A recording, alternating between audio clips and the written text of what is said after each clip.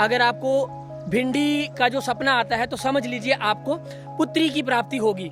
उसी तरह अगर अमरूद आता है तो उसमें आपको पुत्र की प्राप्ति होगी।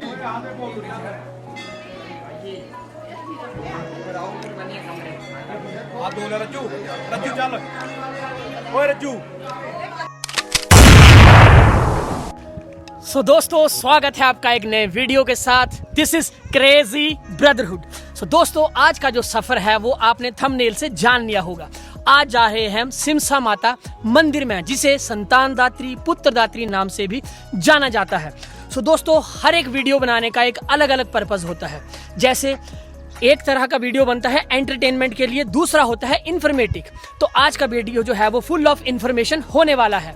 सो दोस्तों, सबसे पहले किसी भी जगह को जानने के लिए वहाँ की जो है वो लोकेशन का पता होना चाहिए। तो सबसे पहले इस जगह की लोकेशन के बारे में हम थोड़ा सा जान लेते हैं।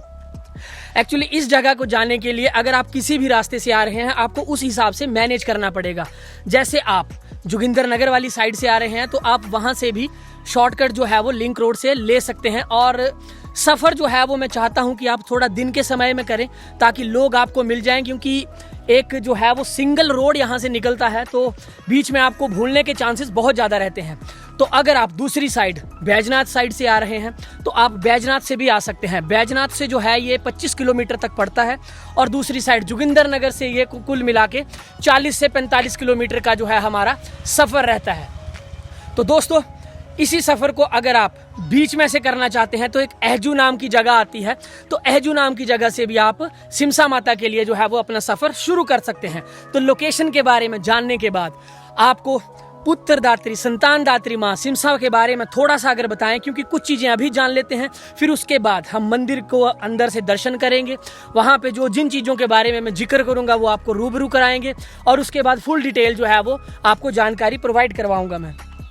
तो पुत्रदात्री संतानदात्री माता के यहाँ सिमसा माता में नवरात्रों के दिन, जो चैत्र मास और शुक्ल मास के नवरात्रे जो होते हैं, तो उन नवरात्रों में जो महिलाएं संतान प्राप्त करने में, गर्भ धारण करने में जिनको दिक्कत आती है, वो महिलाएं यहाँ पे आती हैं और वो सोती हैं यहाँ पे फर्श पे जाके।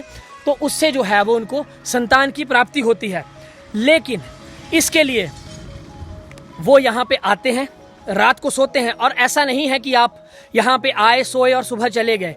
रात को आपको सपना आएगा और ये सपना आपको 1 दिन, 2 दिन या 3 दिन भी इस सपने को आने में लग जाते हैं। लेकिन ये सत्य प्रमाणित बात है कि यहाँ पे बहुत सारे लोग आते हैं जिनको सपना आता है और वो उनको गर्भ धारण होता है और पुत्र की प्राप्ति, संतान की प्राप्ति, पुत्री की प्राप्ति जो है वो होती है। तो दोस्तों, सपना जब भी किसी स्त्री को आएगा वहाँ, तो उसी स्त्री के जो सपने में माता रानी जो है वो फल दिखाती है। जैसे किसी भी तरह का जो है वो सिग्नल आएगा। जैसे कि आप समझ लो कि अगर आपको भिंडी का जो सपना आता है तो समझ लीजिए आपको पुत्री की प्राप्ति होगी। उसी तरह अगर अमरूद आता है तो उसमें आपको पुत्र की प्राप्ति होगी। कद्दू से जो है वो लड़की की प्राप्ति होगी। इसी तरह जो है वो सिग्नल हैं जिनसे आपको एक लिंग की भी पता चल जाता है कि आपको पुत्र प्राप्ति होगा, पुत्री की प्राप्ति होगी। और रही बात तीसरी, जो मैं चाहता हूं कि यहाँ इस मंदिर में जो कोई भी आए उसके साथ कभी ऐसा ना हो, सभी को संतान की प्राप्ति हो। लेकिन अगर माता रानी कोई धातु आपके सपने में आपको दिखा देती है, जिस तरह से लकड़ी आ गई या कोई लोहा आ गया, दराती आ गई, इस तरह से आता है, तो समझ लीजिए कि आपको जो है वो संतान की प्राप्ति नहीं होगी। तो दोस्तों, जल्दी से चल के माता रानी के दर्शन करते हैं। जय माता दी। तो दोस्तों, गाड़ी पार्किंग में लगाने के बाद अभी चलते हैं, माता रानी के दर्शन करेंगे। तो आप देख सकते हैं माता रानी का नाम जो है वो सिमसा माता है और गांव का नाम भी जो है वो सिमस है। तो यहाँ एक छोटा सा स्टेशन है और दुकानें भी हैं यहाँ पे। तो अगर आप प्रसाद वगैरह लेना चाहते हैं तो आपको मिल जाएगा। साथ साथ में मार्केट भी देख सकते हैं आप।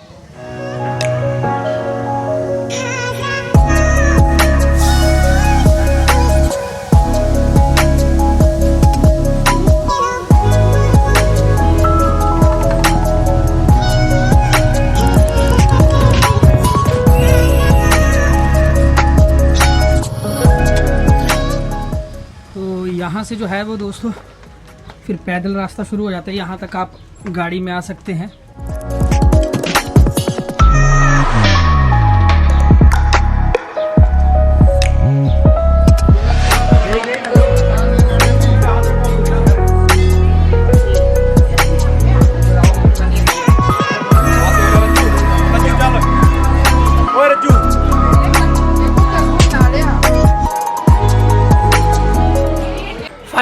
है वो मंदिर के पास पहुंच चुके हैं हम। तो सबसे पहले करेंगे माता रानी के दर्शन और उसके बाद देखेंगे सारी चीज़ें।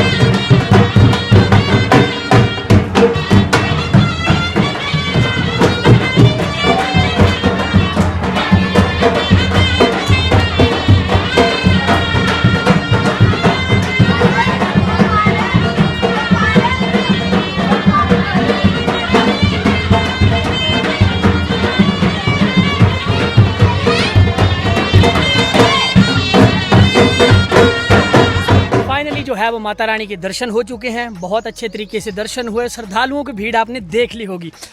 अगर आप रोड की बात करें तो बहुत ही संकरा और घाटी भरा रोड है और बहुत ज़्यादा स्ट्रेंथ नहीं है गांव के। अगर आप इस सफ़र को करेंगे तो बहुत सारे लोग आपको या क्राउड आपको रास्ते में नहीं मिलेगा, लेकिन मंदिर के बीच में आपने श्रद्धालुओं की सद्भावना देख ली हुई है कि किस तरह से श्रद्धालु एक छोटे से मंदिर में जो एक मेन रोड से बहुत ही अंदर जाके गांव में है और वहां श्रद्धालुओं की भीड़ लगी हुई है। सबकी मनोकामना पूर्ण हुई है, कुछ मनोकामना के लिए आए हुए हैं।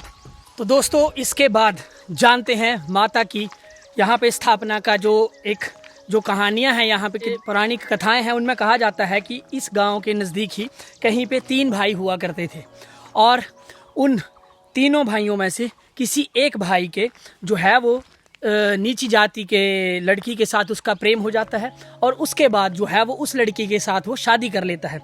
इस तरह के साथ शादी करने के बाद जब उसके घर वालों को इस बात का पता चलता है तो घर वाले जो हैं उस भाई को जो है वो तीसरा भाई जो था उसको अलग कर दिया गया उस घर से और उसको तड़ीपार, आज के समय में तड़ीपार कहेंगे, मतलब गाँव निकाला दे दिया गया। तो वो गाँव से बाहर जाके किसी स्थान पर रहने लगा।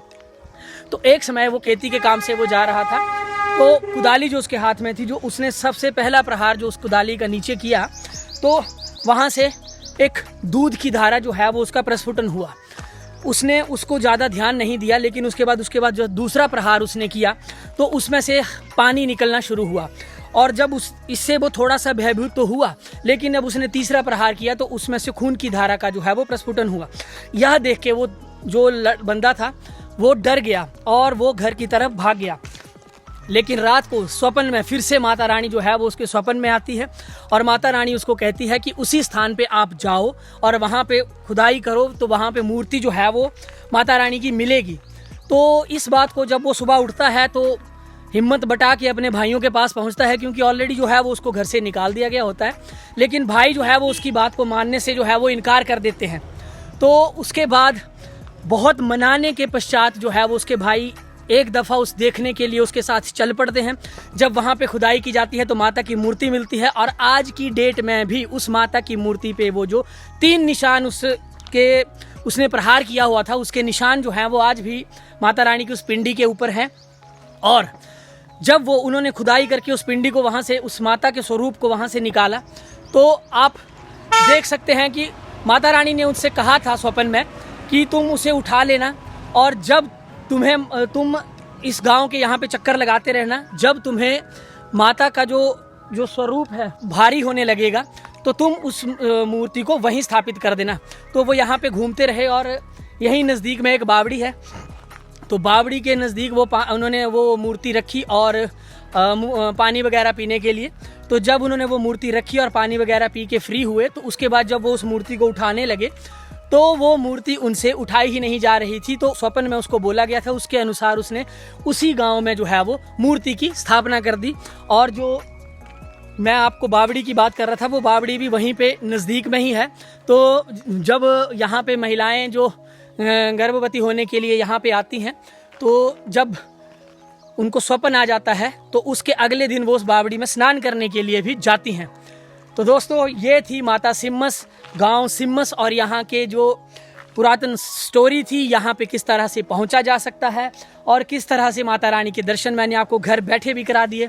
तो अगर आपको ये वीडियो अच्छा लगा हो तो चैनल को सब्सक्राइब करें, लाइक करें, शेयर करें और इसी तरह प्यार बनाए रखें। This is crazy brotherhood. Bye bye.